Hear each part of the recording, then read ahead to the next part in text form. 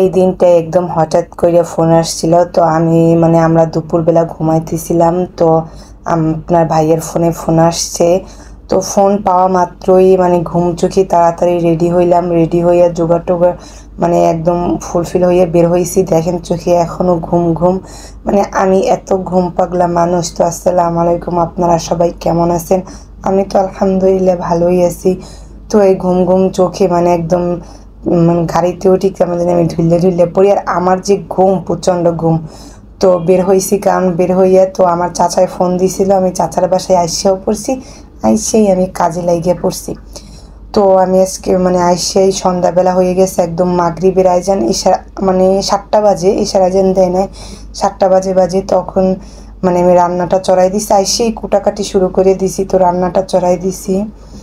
তো আমার চাচাই কেন ফোন দিছিল, তো চাচাই ফোন দিয়েই বলছে যে আমার চাচি নাকি অনেক অসুস্থ। ওইটা শুনে আর কিছু জিজ্ঞাসা করি নাই, ওইটা শুনে আমি আর আমার হাজব্যান্ড পুরো তাড়াতাড়ি বেরোয় গেছি, যা যা নেবার দরকার ওইটা নিয়ে।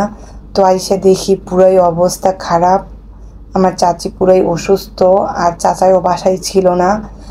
তার এত পরিমাণ পেটে ব্যথা, জ্বর, আর যেহেতু সে 7 মাসের প্রেগনেন্ট, তো কাশিটার কারণে পেটে প্রচণ্ড ব্যথা হয়েছে।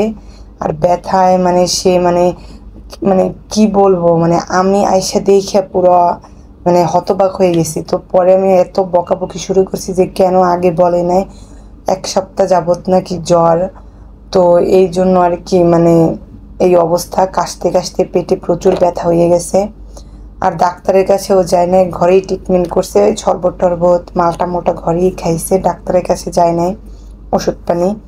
তো এদিকে চাচি অসুস্থ থেকে চাচি বলছে আমি মাছ খাবো না, এই জন্য আমি ফ্রিজে সিম ছিল, ওই সিম নামাইয়েই রান্না করছি আর বেগুন ভাজি করছি, যেহেতু আমরা মানুষ এখন বেশি, তো এক পথে তো হইব না। আর ফ্রিজে মাছ রান্না আছে, কাকি বলছে ফ্রিজে মাছ রান্না আছে, তুমি নিরামিষ যদি করো, আমি তো আর মাছ খাবো না। যেহেতু আমি তাড়াতাড়ি এসে কাকির জন্যই রান্না চড়াই দিচ্ছি, সারাদিনেও বলে কিচ্ছু খায় নাই, একদম সকালটা থেকে মানুষটা একদম না খাওয়া, যে আবার তার উপরে সে প্রেগনেন্ট। তো আমি এই জন্য তাড়াতাড়ি রান্না করছি, রান্না আমার 9টার আগেই শেষ হয়ে গেছে, 8:30টার ভিতরেই শেষ হয়ে গেছে। দিয়ে মাছটাও আমি গরম করে নিছি। তো চাচাই আর চাচি ওই নিরামিষটা দিয়েই খাইছি সিমের, আমার চাচাদের নাকি নিরামিষটা অনেক ভালো লাগছে, মাছটা নেয় বেগুন ভাজা নিরামিষ দিয়েই খাইছে। আর এদিকে আমরা যা ছিল এটা দিয়ে খাইছি।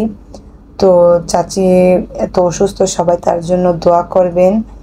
তো এই আর কি, তো আমাদের জন্য সবাই দোয়া করবেন, আমরা জানি সবাই সুস্থ থাকি, আপনাদের জন্য সবার দোয়া, সবাই সুস্থ থাকবেন, ভালো থাকবেন।